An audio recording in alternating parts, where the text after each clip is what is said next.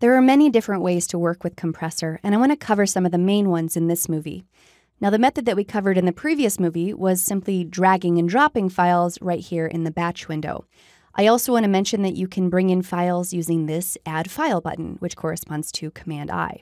If I click on it here, I can grab the files I want to bring in. Again, I have just some exported files from Final Cut. You can use any video files that you choose. Let's grab the montage, and I'll choose Add. And when you bring in files this way, you get this pop-up window. And this should look pretty familiar. It's actually identical to the settings list over here. So if you know right away what presets you want to use, you can dial these in right from the start. So I'll pick a popular one that we've already used several times in this course, the Apple ProRes 422. You can also dial in the location from this window, but I'll leave this alone for now, and I'll say OK. All right, so now you see we're basically at the same spot that we were before in the previous movie. I can do any of the same things. I can select this and then modify it over here if I like, but I'll leave it alone for now. As we know, we can also add additional settings to this file. So let's also make a high-quality audio-only file, which we may need to send to our sound designer. So I'll go to Audio Formats, and let's send the AIFF file. And as a reminder, I don't want to drag and drop it on the setting itself, or it will replace it. I want to drag it on the job.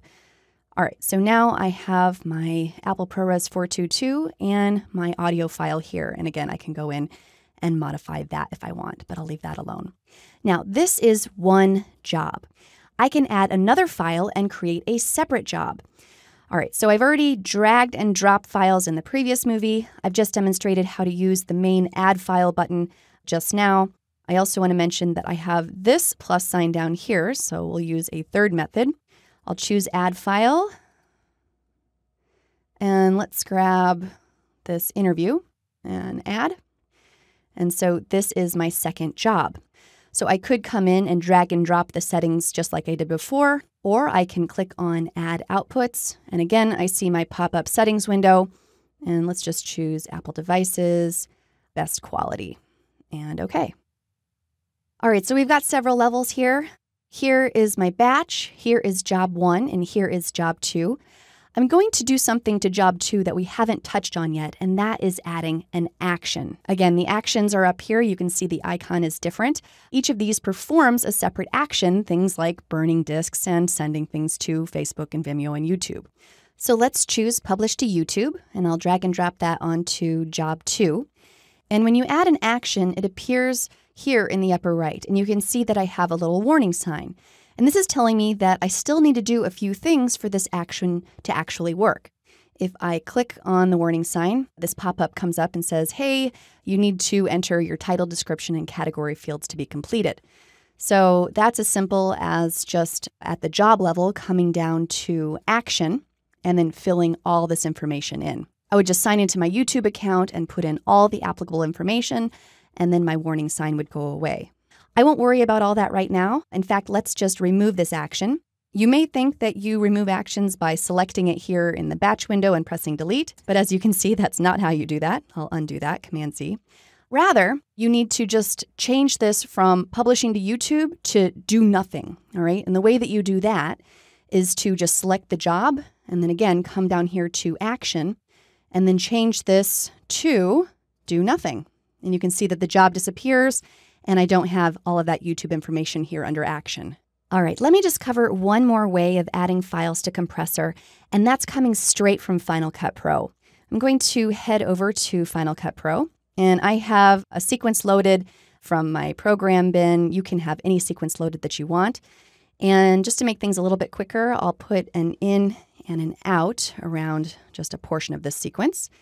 And let's send that to Compressor by coming up to File and then Send to Compressor. All right, and the icon you can see is a little different. So it's not a standalone movie like we have been working with. It's going to be reading straight from Final Cut. And then I just add my outputs. So I can click on Add Outputs, or I can drag and drop. This time, let's create a Blu-ray. So I'm going to just drag and drop Create Blu-ray right on my third job here. This is going to create a video file and an audio file. And you can see that my action is listed right here. So when I see that, I usually want to click on job and then go down to action and make sure that everything is dialed in like I like. I don't actually have a Blu-ray burner on this system, so I want to make sure that my output device is hard drive, which it is. That will allow me to create a disk image, which I can then bring over to a system with the burner and create the Blu-ray there. We went over all of these choices in the previous chapter on exporting, so let me just make a few changes here. We'll just do reload intro, and again, and we'll make the template this nice blue animation, and I won't do anything else. All right, so we have one batch, 3 jobs, okay? And then in the first job, we'll have a resulting 2 files, this video file and this audio file.